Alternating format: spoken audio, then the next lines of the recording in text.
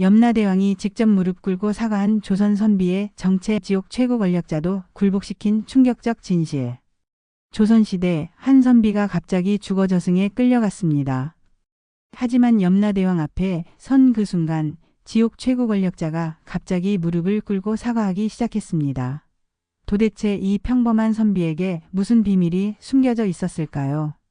해동 잡록에 기록된 이 충격적인 실화를 만나보세요. 선비 김학사의 갑작스러운 죽음과 저승사자의 등장. 조선 중엽 전라도 순천에 김학사라는 선비가 살고 있었습니다. 나이는 45, 평생을 학문에만 매진하며 살아온 조용하고 성실한 사람이었어요. 벼슬에는 별로 관심이 없었고 오직 부모님 봉양과 학문 연구에만 전념했죠. 김학사는 특별히 잘난 점도 없었고 그렇다고 못난 점도 없는 평범한 선비였어요. 하지만 한 가지 남다른 점이 있었다면 그것은 바로 효심이었습니다. 어머니를 극진히 모시기로 동네에서 소문이 났을 정도였거든요. 아버지는 김학사가 어릴 때 돌아가셨고 홀어머니가 혼자서 그를 키우셨어요. 그래서 김학사는 어머니에 대한 고마움이 남달랐습니다.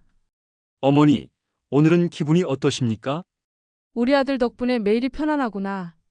김학사는 매일 아침 어머니께 문안을 드리고 직접 죽을 끓여드렸어요. 어머니가 좋아하시는 음식이 있으면 멀리서라도 구해다 드렸죠. 그런 김학사에게 어느 날 갑작스러운 변화가 찾아왔습니다. 그날도 평소와 다름없이 어머니께 저녁 문안을 드리고 방으로 돌아와 책을 읽고 있었어요. 촛불을 켜고 사서삼경을 읽다가 졸음이 와서 잠시 눈을 붙였는데 갑자기 누군가가 문을 두드리는 소리가 들렸어요. 똑똑똑. 김학사는 깜짝 놀라서 일어났어요. 이미 밤이 깊었는데 누가 찾아온 걸까요? 누구십니까? 김학사님 맞습니까? 나오십시오. 문 밖에서 들리는 목소리가 이상했어요. 사람 목소리 같기도 하고 아닌 것 같기도 했거든요.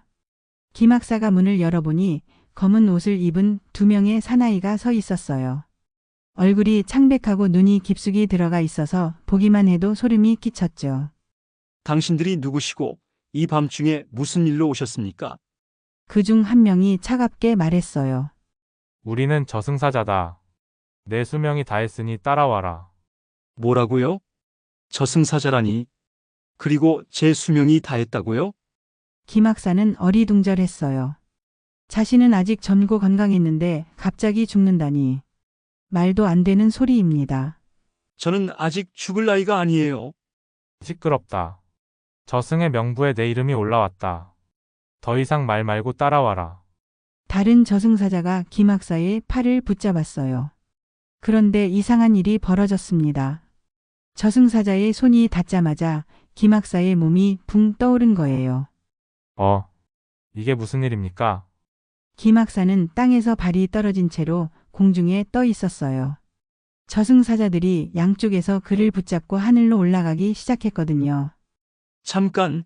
잠깐만요. 저는 아직 할 일이 많아요. 어머니도 계시고. 조용히 해라. 저승에 가면 모든 게 밝혀질 것이다. 김학사는 아래를 내려다봤어요. 자신의 집이 점점 작아지고 있었어요. 그리고 놀랍게도 방 안에는 자신의 몸이 그대로 누워있는 게 보였어요. 저기 누워있는 게 저입니까? 그렇다. 내 육신은 이미 죽었다. 지금 우리와 함께 가는 것은 내 혼백이다.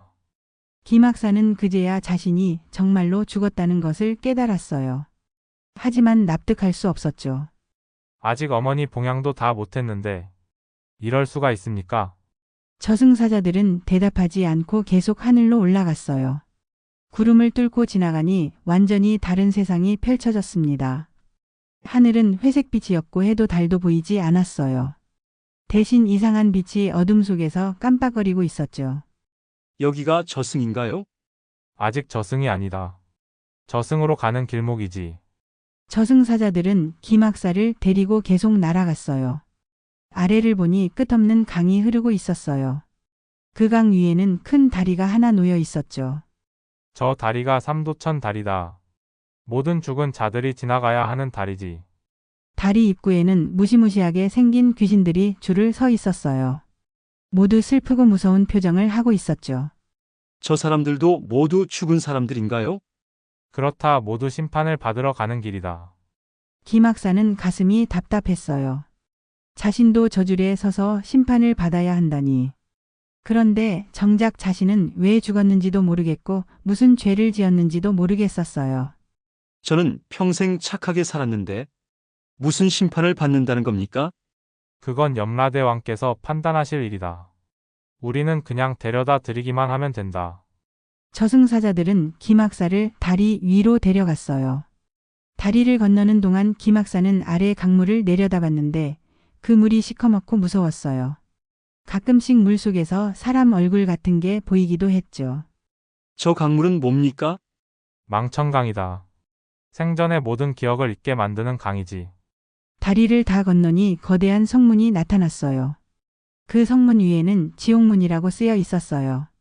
지옥에 도착한 건가요? 그렇다. 이제 염라대왕께 가서 내 생전의 모든 일을 심판받게 될 것이다. 저승으로 끌려가는 여정과 지옥 입구에서의 충격. 지옥문을 통과하자 완전히 다른 세계가 펼쳐졌어요. 하늘은 붉은 빛이었고 사방에서 불꽃이 타오르고 있었어요. 무시무시한 괴물들이 여기저기 돌아다니고 있었죠. 정말 무서운 곳이군요. 아직 시작도 안 했다. 염라전까지 가려면 여러 관문을 통과해야 한다. 저승사자들은 김학사를 데리고 큰 길을 따라 걸었어요. 길 양쪽에는 온갖 형벌을 받는 죄인들이 있었어요. 어떤 사람은 혀를 뽑히고 있었고 어떤 사람은 기름 가마솥에서 끌고 있었어요. 또 어떤 사람은 칼날 위를 맨발로 걷고 있었죠. 저 사람들은 무슨 죄를 지었길래 생전에 거짓말을 한 자는 혀를 뽑히고 남의 재물을 탐낸 자는 기름에 끓고 부모에게 불효한 자는 칼날을 받는다. 김학사는 소름이 끼쳤어요. 혹시 자신도 저런 형벌을 받게 되는 건 아닐까요? 나는 평생 거짓말을 안 했나? 남의 것을 탐낸 적은 없나? 부모님께 불효한 적은? 생각해보니 완벽한 사람은 없잖아요.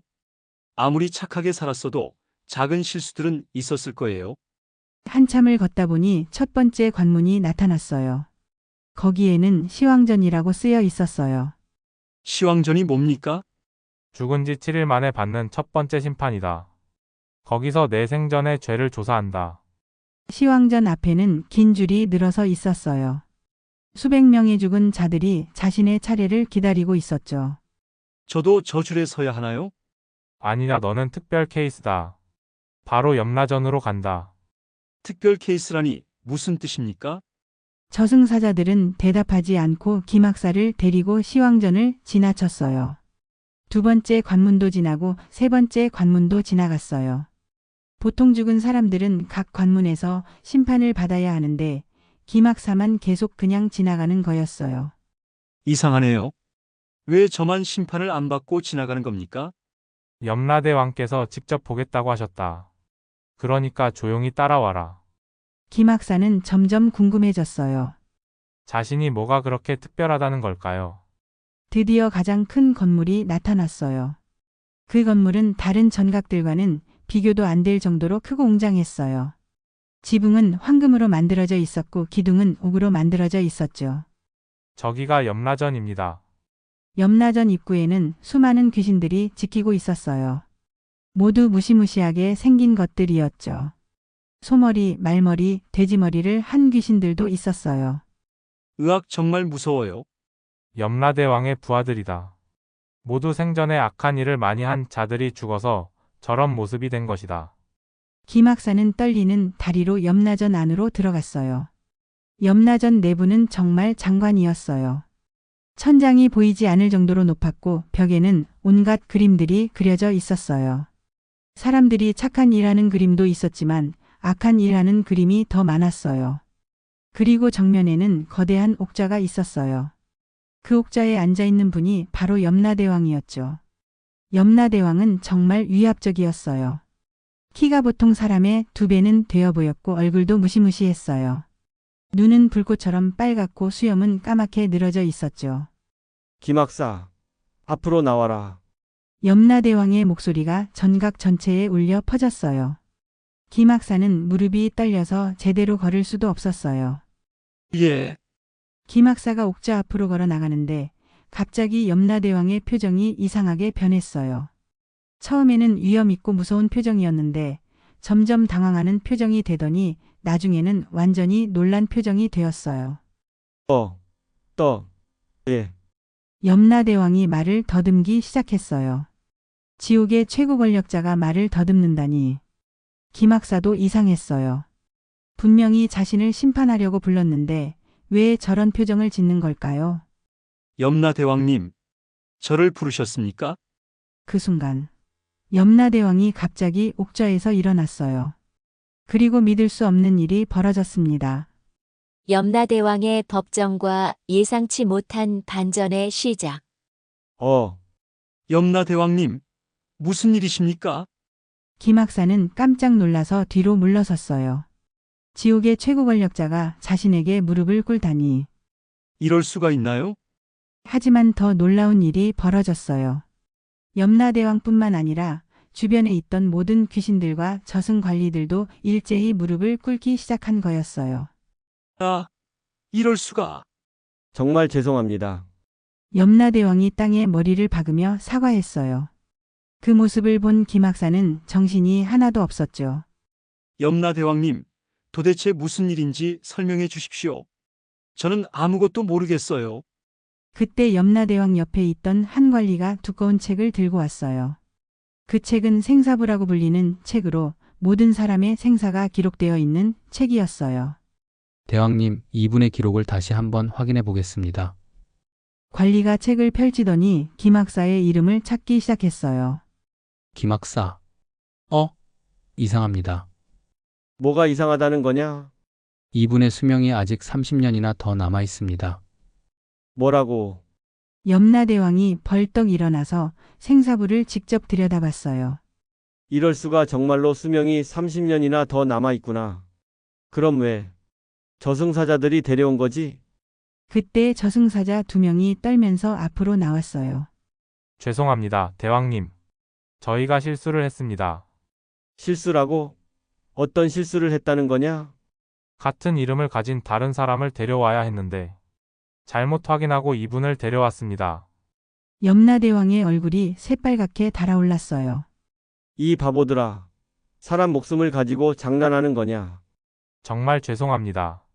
저승사자들이 바닥에 엎드려 빌었어요. 하지만 염라대왕의 분노는 가라앉지 않았어요. 당장 원래 데려와야 할 사람을 찾아라. 그리고 이분은 즉시 인간 세상으로 돌려보내드려라. 그런데 김학사가 갑자기 말했어요. 잠깐만요. 저를 그냥 돌려보낸다고요? 그럼요, 당신은 아직 죽을 때가 아니니까요. 하지만 제 몸은 이미 죽었잖아요. 맞는 말이었어요. 김학사의 육신은 이미 차가워져 있었거든요. 염라대왕도 잠시 당황했어요. 그것도 문제로군. 하지만 걱정하지 마세요. 우리에게는 특별한 방법이 있어요. 특별한 방법이요?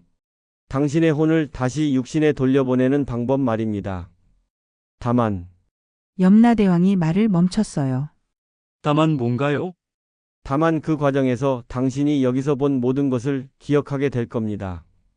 보통은 망각의 물을 마시고 가는데 당신은 특별한 경우라서. 김학사는 생각해 봤어요.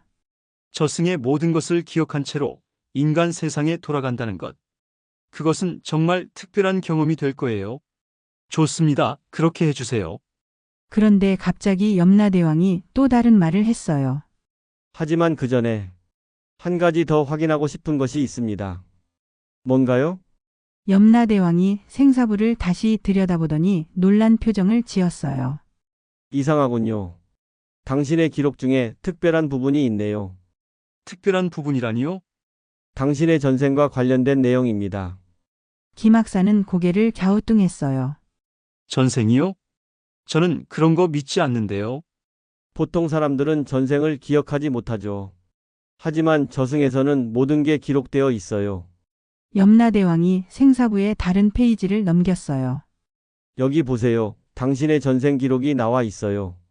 김학사가 그 페이지를 들여다보니 정말로 자신과 관련된 내용이 적혀 있었어요. 하지만 그 내용을 보고는 깜짝 놀랐어요. 이게 정말 제 전생인가요?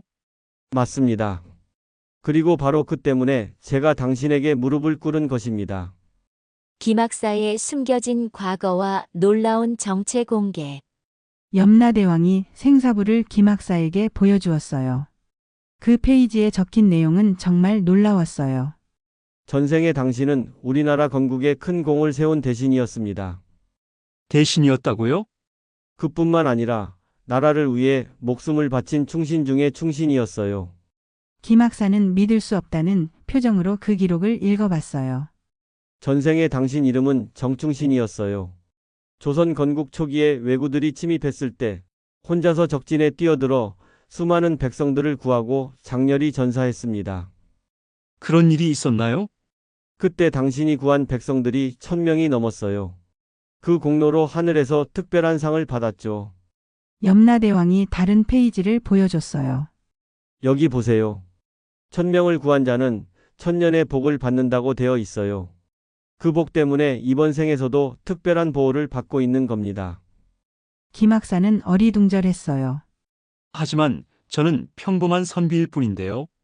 겉으로는 평범해 보이지만 당신의 영혼에는 전생의 공덕이 그대로 남아 있어요. 그래서 이번 생에서도 효심이 남다르고 항상 남을 위해 살고 있는 거죠. 정말 신기한 일이었어요. 김학사는 자신도 모르게 전생의 공덕을 이어받고 있었던 거예요. 그런데 왜 제가 여기 온 건가요? 실수라고 하셨잖아요.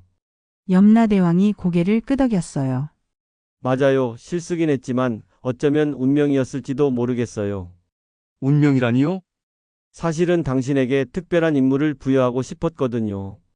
김학사는 귀를 기울였어요. 저승에서는 인간 세상의 일들을 다 지켜보고 있어요. 요즘 세상의 부정과 부패가 너무 심해졌어요.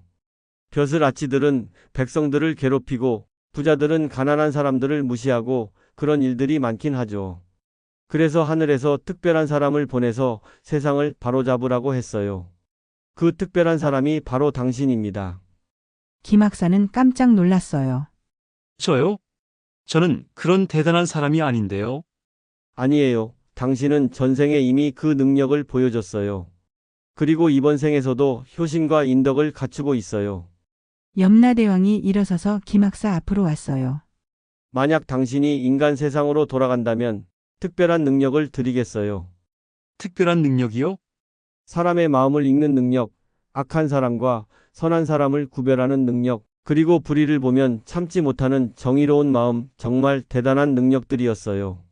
하지만 그 대신 조건이 있어요. 무슨 조건인가요? 당신은 평생 남을 위해 살아야 해요. 자신의 이익보다는 백성들의 이익을 먼저 생각하고 부정한 일을 보면 반드시 바로잡아야 해요. 김학사는 잠시 생각해 봤어요. 그것은 쉬운 일이 아니었거든요. 어려운 길이 될 거예요. 하지만 그만큼 보람 있는 일이기도 하죠. 좋습니다. 제가 하겠어요. 김학사가 대답하자 염라대왕의 얼굴에 미소가 떠올랐어요. 훌륭해요. 역시 정충신의 환생답군요. 그때 갑자기 하늘에서 금빛이 내려왔어요. 그 빛이 김학사를 감쌌어요. 이제 당신을 인간 세상으로 돌려보내드리겠어요. 하지만 기억하세요. 당신의 진정한 정체와 사명을. 김학사는 온몸이 따뜻해지는 것을 느꼈어요. 그리고 점점 의식이 흐려지기 시작했어요. 염라대왕님 감사합니다. 마지막으로 염라대왕의 목소리가 들렸어요. 당신은 이제 하늘이 보낸 특별한 사람이에요. 세상을 바르게 이끌어주세요. 염라대왕이 무릎 꿇고 사과하는 충격적인 장면. 김학사가 다시 정신을 차렸을 때 자신은 원래 있던 방에 누워 있었어요.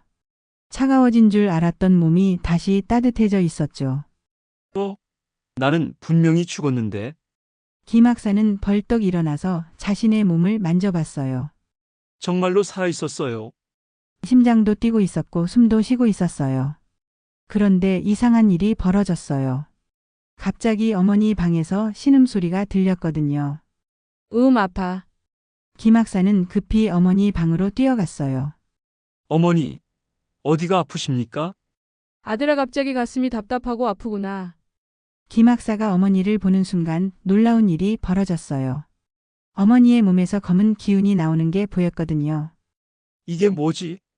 저승에서 받은 특별한 능력인가? 김학사는 저승에서 염라대왕이 해준 말을 떠올렸어요. 사람의 병을 볼 수 있는 능력을 받았다고 했었죠. 어머니, 잠시만 기다리세요. 김학사는 어머니의 가슴에 손을 댔어요. 그러자 신기하게도 어머니의 병이 무엇인지 알 수 있었어요. 심장에 나쁜 기운이 뭉쳐 있구나. 이걸 풀어드려야 해. 김학사는 저절로 어떻게 해야 할지 알았어요. 손에서 따뜻한 기운을 내어 어머니의 가슴을 어루만졌어요. 이상하다. 갑자기 편해지는구나. 어머니, 이제 괜찮으십니까? 그래, 신기하게도 아픔이 사라졌다. 우리 아들이 뭘 한 거냐? 김학사는 자신도 놀랐어요. 정말로 염라대왕이 말한 특별한 능력을 받은 거였어요. 다음 날부터 김학사는 완전히 달라졌어요.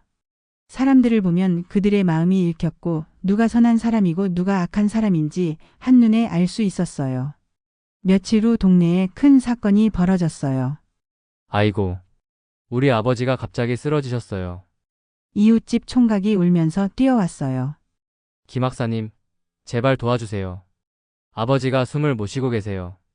김학사는 급히 이웃집으로 뛰어갔어요. 그 집 아버지는 정말로 숨을 헐떡이며 괴로워하고 있었어요.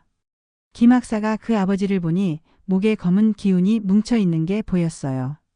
어서 물을 끓여오세요. 그리고 꿀도 가져와요. 김학사는 특별한 방법으로 그 아버지를 치료했어요. 손에서 나오는 따뜻한 기운으로 목에 나쁜 기운을 풀어주었죠. 숨이 편해진다.